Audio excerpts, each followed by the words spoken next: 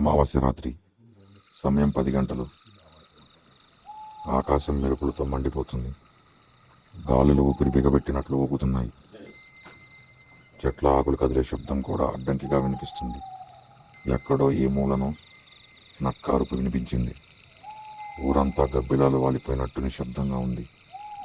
చీమ కూడా కదలని ఆ భయంకరమైన వాతావరణం ఎవరికి వారు గడగడలాడుతున్న పనిగా తలుపులు బలంగా వేసుకుని మెట్ల దగ్గర నూనె దీపాన్ని వెలిగించి దైవభక్తితో కూర్చున్నారు.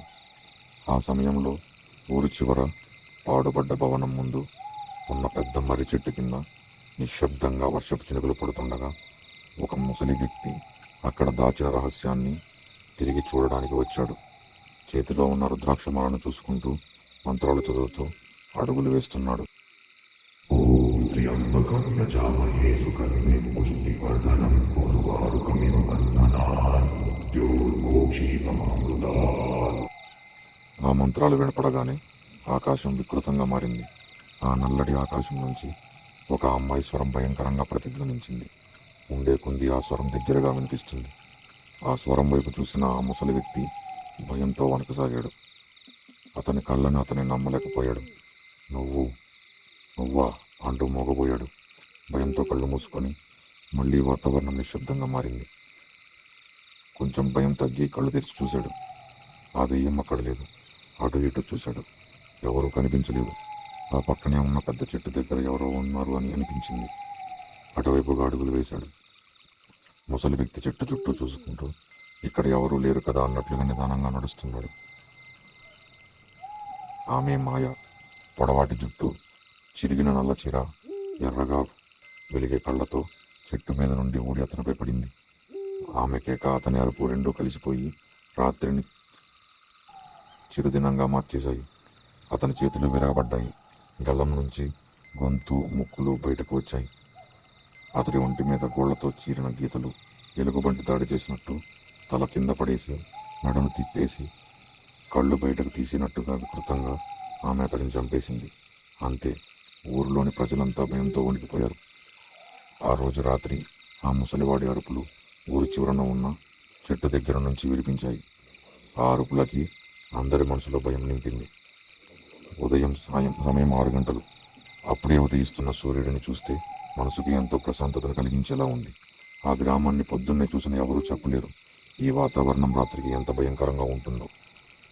ఊరిలో ఉన్న అందరూ కలిసి ఊరి చివర ఉన్న పాడుబడ్డ భవనం దగ్గరికి వెళ్లారు. అక్కడ జరిగింది చూసి వారి కళ్ళను వాళ్ళే నమ్మలేకపోయారు. ఆ ముసలివాడి శవం మర్రి చెట్టు దగ్గర విరగబడి ఉంది. ముఖం వికృతంగా మారిపోయి కనురెప్పలు పైకి తిప్పుకొని ఉన్నాయి.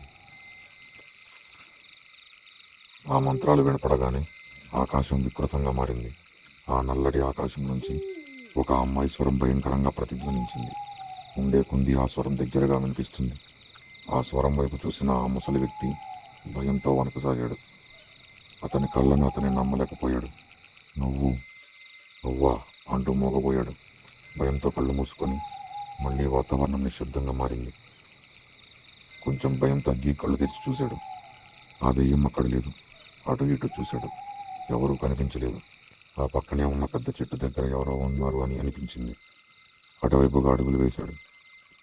ముసలి వ్యక్తి చెట్టు చుట్టూ చూసుకుంటూ ఇక్కడ ఎవరూ లేరు కదా అన్నట్లుగా నిదానంగా నడుస్తున్నాడు. ఆమె మాయ.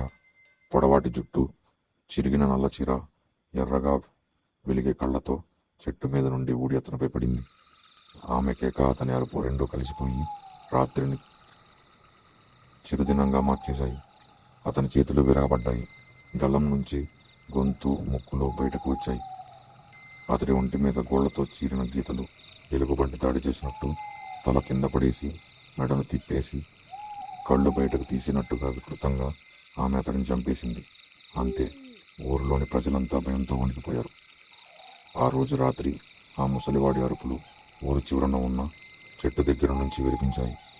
ఆ అరుపులకి అందరి మనసులో భయం నింపింది. ఉదయం సమయం 6 గంటలు. అప్పుడే ఉదయిస్తున్న సూర్యుడిని చూస్తే మనసుకి ఎంతో ప్రశాంతతను కలిగించేలా ఉంది. ఆ గ్రామాన్ని పొద్దున్నే చూసిన ఎవరూ చెప్పలేరు ఈ వాతావరణం రాత్రికి ఎంత భయంకరంగా ఉంటుందో. ఊరిలో ఉన్న అందరూ కలిసి ఊరి చివర ఉన్న పాడుబడ్డ భవనం దగ్గరికి వెళ్లారు. అక్కడ జరిగింది చూసి వారి కళ్ళను వాళ్ళే నమ్మలేకపోయారు. ఆ ముసలివాడి శవం మర్రి చెట్టు దగ్గర విరగబడి ఉంది. ముఖం వికృతంగా మారిపోయి కనురెప్పలు పైకి తిప్పుకొని ఉన్నాయి.